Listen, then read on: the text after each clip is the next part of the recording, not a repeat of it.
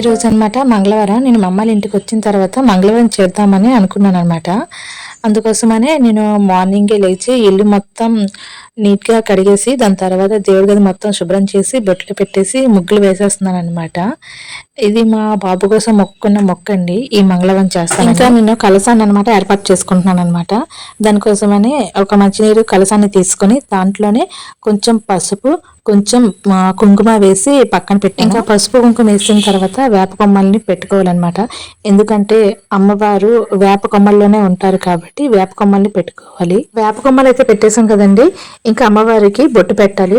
దానికోసం అనమాట పసుపు, గంధం కలిపి పన్నీర్లో కలిపేసి అనమాట బొట్టు పెట్టాలి. మా సైడు ఈ బొట్టును అనమాట శాసముద్ద అంటారు. అలాగే బొట్టు పెట్టేసి పెద్ద కుంకుమ బొట్టు కూడా పెట్టాలన్నమాట. ఎందుకంటే అమ్మవారికి పెద్ద బొట్టే కదండి అందం. ఇంకా ఈ అమ్మవారిని అలా రెడీ చేసిన తర్వాత మా ఇంటి ఎలివేల్పు కనక మహాలక్ష్మి అమ్మవారు అనమాట. మా ఇంట్లో చిన్న బొట్టు ఉంటుందండి. ఆ బొట్టునే కనక మహాలక్ష్మి అమ్మవారు అని అంటాం అనమాట మేము.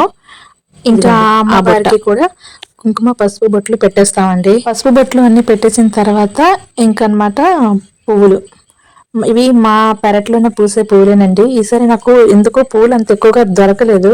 మా సైడ్ ఎక్కువగా పువ్వులు కూడా రాలేదండి. చాలా తక్కువ పువ్వులతోనే నేను పూజ చేసుకున్నాను. ఇంకా నేను ఇంటి పెసరపప్పు, బెల్లం తెచ్చానండి.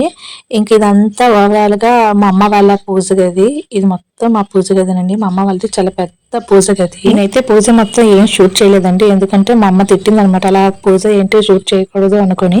అందుకోసమని పూజ మొత్తం అయిపోయిన తర్వాత, నా పూజ అయిపోయిన తర్వాత మా అమ్మ కూడా వచ్చి దండం పెట్టుకొని కొబ్బరికాయ కొడుతుంది. పూజ అయిపోయిన తర్వాత మా పూజా మందిరం ఇలా ఉందన్నమాట. ఇంకా నేను అమ్మవారికి నల్ల పూసలు, ఇంకా చీర, గాజులు, తాంబూలం అన్ని వాయనమిచ్చానండి. ఇది మొత్తం పూజ అయిపోయిన తర్వాత తీసానమాట. ఈ క్లిప్ కూడా మీరు కూడా దండం పెట్టుకోండి. ఏంటనుకుంటున్నారు, ఇది మా అమ్మమ్మ కోసం అనమాట పెట్టింది. మా ఇంటి పెద్ద ముత్తైదు మా అమ్మమ్మ చనిపోయారు. ఆవిడకి కూడా నేను గాజులు పెట్టాను.